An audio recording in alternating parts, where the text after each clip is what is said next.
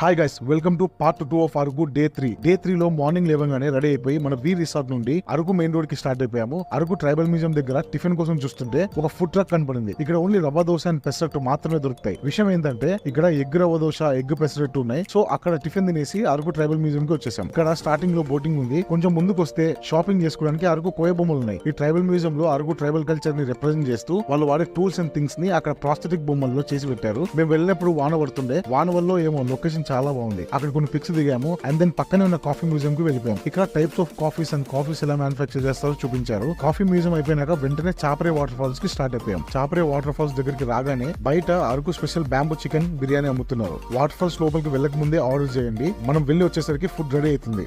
And చాపరే water falls లో water flow చాలా ఎక్కువగా ఉంది. కొంతమంది ఆ వాటర్ ఫాల్స్ లో జారుకుంటూ కిందకి వెళ్ళిపోతున్నారు. తర్వాత పైకి వచ్చి రెడీ అయిన బొంగు బిర్యానీ తినేసాం. టేస్ట్ అయితే యావరేజ్. పార్ట్ 3 లో కలుద్దాం.